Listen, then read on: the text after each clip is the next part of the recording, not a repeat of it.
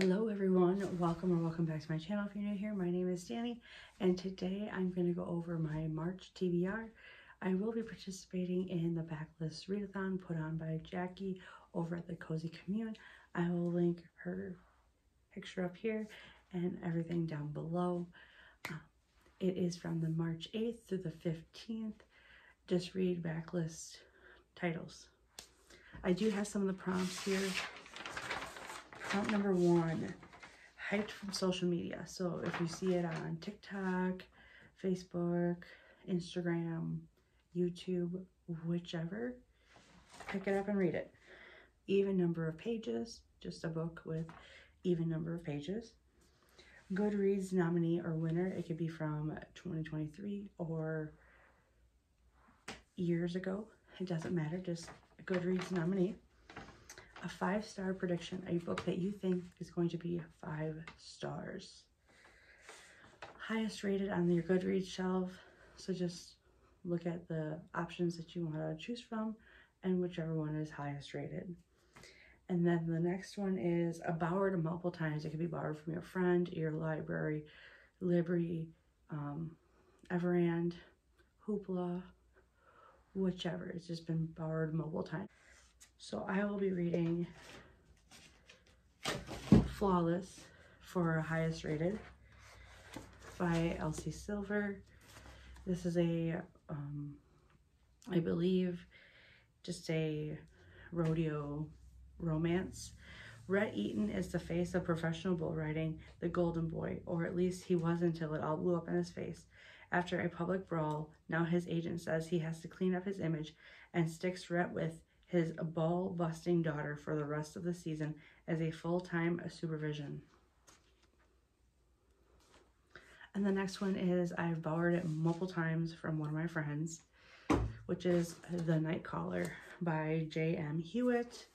Detective Carrie Flynn has spent 20 years searching for her little sister, who was kidnapped and never found.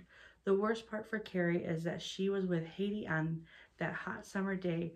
Carrie saw her sister's abductor, but she was just a little girl herself and remembers nothing. She will never forgive herself for letting Haiti down. My friend read this and said it's really good, and she's like, you need to read this. We have different star ratings, so I'm very curious of what I'm going to rate this. And then the next one, I just heard lots of like different reviews about. Okay, and that is Killers of a Certain Age by Deanne Raybourn. They spent their lives as the deadliest assistants in a Shetta international organization, but now that they're 60 years old, 4 female friends can't just retire. It's kill or be killed in this action-packed thriller by best-selling Edgar Award nominee author Deanne Raybourn. Billy, Mary, Alice, Helen, and Natalie have worked for the museum, an elite network of assassins, for 40 years. Now their talents are considered old school, and no one appreciates what they have to offer in an age that relies more on technology than people skills. When the foursome is sent on an all-expense-paid vacation to mark their retirement, they are targeted by one of their own.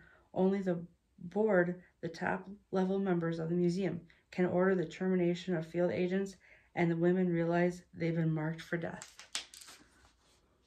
Okay, those are the ones that I'll be reading for the backlist readathon, again, March 8th through the 15th. These other ones, I just plan on just getting off my shelf. So the first one is A Broken Girls by Simone St. James. If you are familiar with Simone St. James, I recommend picking her up. Even if you're not familiar with her, just pick her up, because I really enjoyed The Sunset Motel by her. That book really got me into paranormal thrillers. So, Vermont 1950, there's a place for the girls whom no one wants, the troublemakers, the illiterate, the ones too smart for their own good. It's called Ideal Hall, and local legend says the boarding school is haunted. 4 roommates bond over their whispered fears, their friendship blossoming until one of them mysteriously disappears. Vermont 2014. 20 years ago, the body of Fiona Sherman's elder sister was found in the overgrown fields near the ruins of Idaho Hall. While her sister's boyfriend was tried, convicted of the murder, Fiona can't stop revisiting the events, unable to shake the feeling that something was never right about the case.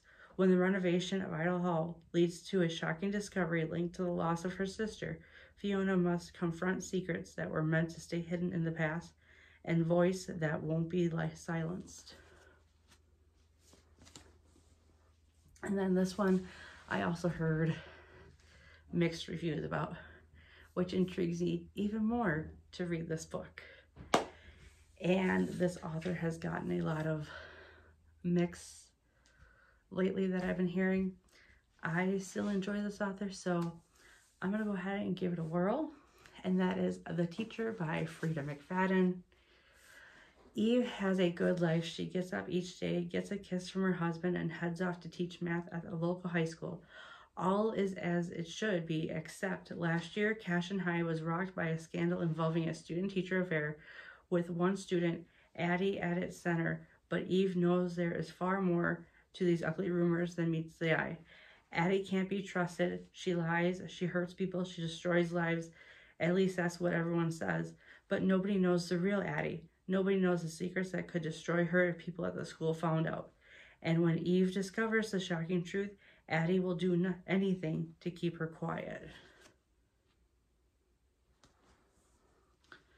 The next one is After Anna by Alex Lake. The police are at a loss. Her parents are beyond grief. The daughter is lost forever, perhaps dead, perhaps enslaved, but the biggest mystery is yet to come. 1 week after she was abducted, Anna is returned. She has no memory of where she has been, and this, for her mother, is just the beginning of a nightmare. And then I've also been trying to keep up with my book of the month. And here is the book of the month book that I need to get off my shelf. And that is A Winter in New York by Josie Silver. When Iris decides to move to New York City to restart her life, she realizes she underestimated how big the Big Apple really is. All the nostalgic movies set in New York she watched with her mom while eating their special secret recipe gelato didn't quite do its justice. But Bobby, Iris's best friend, isn't about to let her hide away. He drags her to a famous autumn street fair in Little Italy. As they walk among the food stalls, a little family-run gelatin catches her eye. Could it be the same shop that's in an old photo of her mother's? Curious Iris returns the next day and meets the handsome Gio, who tells her that the shop is in danger of closing. His uncle, sole keeper of their family's gelatin recipe, is recuperating from a stroke and can no longer remember it, so they can't make more. When Iris samples the last remaining batch, she realizes that their gelato and her gelato are one and the same. But how can she tell them she knows their secret recipe when she's not sure why Gio's uncle might have given it to her mother in the first place? Iris offers her services to help recreate the flavor and soon finds herself falling for Gio and his family. But when Gio's uncle finally recovers, all the secrets Iris has been keeping threaten to ruin the new life and the new love she's been building all winter long.